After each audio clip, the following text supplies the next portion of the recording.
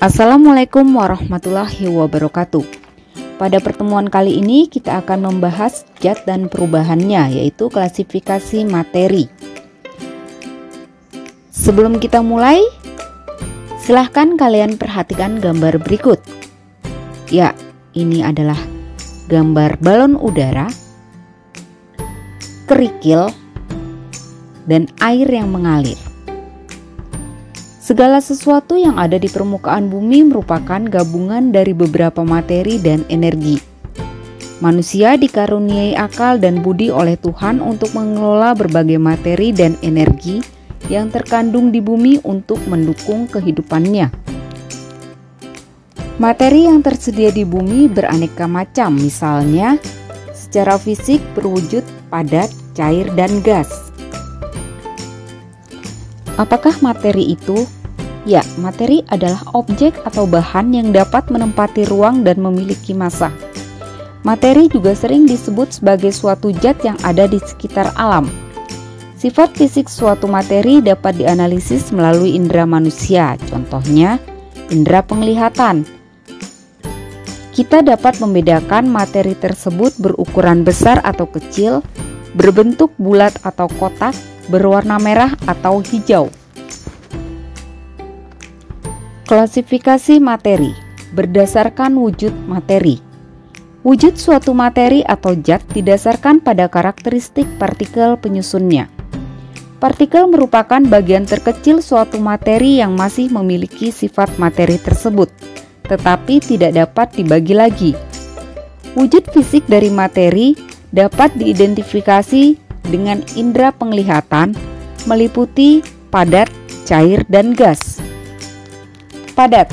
Materi dengan wujud padat memiliki bentuk yang tetap karena partikel materi berwujud padat saling berdekatan sehingga gaya tarik antar partikelnya sangat kuat. Struktur molekul sebagian besar materi berwujud padat berupa kristal yang tersusun teratur. Volume materi berwujud padat juga tetap karena gerak antar partikel zat padat hanya berupa getaran di seputar kedudukannya. Contohnya batu, emas, dan besi. Cair. Materi berwujud cair mempunyai karakteristik berubah-ubah mengikuti wadahnya. Hal ini dikarenakan jarak antar partikelnya tidak terlalu rapat. Volume materi berwujud cair adalah tetap karena sifatnya mudah berpindah, tetapi tidak dapat meninggalkan gugus molekulnya. Contohnya minyak, air, dan bensin.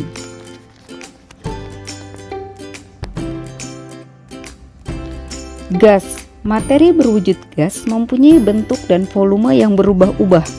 Hal ini dikarenakan jarak antar partikel materi berwujud gas berjauhan, tidak tersusun secara teratur, dan gaya tarik antar partikelnya sangat lemah.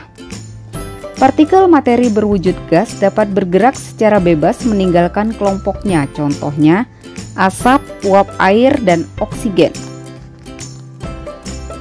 Berdasarkan komposisi materi.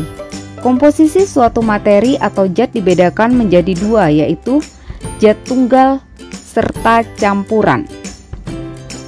Zat tunggal. Zat tunggal adalah zat yang tersusun dari suatu materi yang tidak dapat diuraikan lagi menjadi zat yang lebih kecil dan sederhana. Zat tunggal terdiri dari unsur dan senyawa. Unsur adalah suatu zat tunggal yang tidak dapat dipisahkan lagi melalui reaksi kimia biasa. Contohnya aluminium, arsen, barium, bromin, kalsium, karbon, oksigen, fosfor, platina, seng, dan lain sebagainya. Unsur secara spesifik dikelompokkan menjadi unsur logam, non-logam, dan semi-logam. Logam.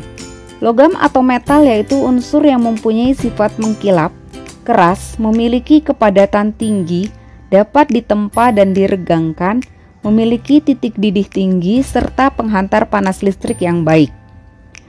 Unsur logam antara lain aluminium, besi, tembaga, seng, timah, emas, nikel. Ciri-ciri unsur logam. Pada suhu kamar, logam berwujud padat. kecuali raksa dan cesium yang berwujud cair. Mengkilap jika digosok. Logam dapat menghantarkan panas dan listrik dengan baik atau konduktor, dapat ditempa dan diregangkan. Non-logam. Non-logam atau non-metal yaitu unsur yang tidak memiliki sifat logam, bahkan sangat berbeda. Material non-logam berwujud gas antara lain nitrogen, oksigen, klorin, fluorin, helium, dan neon. Material non-logam berwujud padat antara lain karbon, belerang, fosfor, dan iodin. Materi non-logam berwujud cair misalnya bromin. Ciri-ciri unsur non-logam. Pada suhu kamar, materi non-logam ada yang berwujud padat, cair, atau gas. Pada umumnya, unsur zat bersifat rapuh atau mudah patah. Tidak dapat menghantarkan panas dengan baik kecuali grafit atau karbon. Tidak mengkilap meskipun digosok kecuali intan. Semilogam. Semilogam yaitu unsur metaloid yang mempunyai sifat peralihan antara logam dan non-logam, sehingga mempunyai sebagian sifat logam dan non-logam. Sifat metaloid dimanfaatkan sebagai bahan pembuat komponen elektronik, transistor, IC, dan diode. Contoh yang termasuk metaloid antara lain boron, silikon, germanium, arsen, antimon, tellurium, dan polonium. Berikut adalah gambar tabel periodik unsur logam, non-logam, dan semilogam. Senyawa.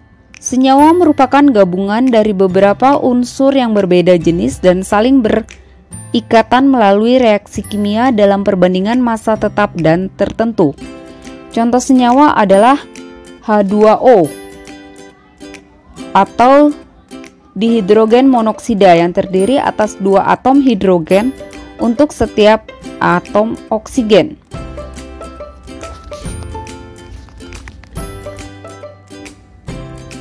Campuran.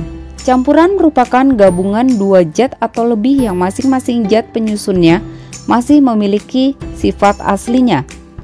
Campuran dibedakan menjadi campuran homogen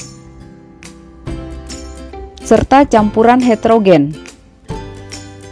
Larutan. Larutan yaitu campuran homogen yang komposisi zat penyusunnya sudah tidak dapat dibedakan lagi. Pada larutan tidak dapat dikenali lagi antara komponen pelarut dan terlarutnya. Contohnya larutan gula dan larutan garam. Koloid. Koloid yaitu campuran heterogen yang terbentuk akibat terdispersinya suatu zat ke dalam zat lainnya. Dalam sistem koloid dikenal istilah fase terdispersi dan medium pendispersi. Berikut adalah contoh koloid untuk berbagai fase terdispersi dan medium pendispersinya. Suspensi. Suspensi yaitu campuran yang masih dapat diidentifikasi antar zat penyusunnya karena tidak tercampur secara sempurna.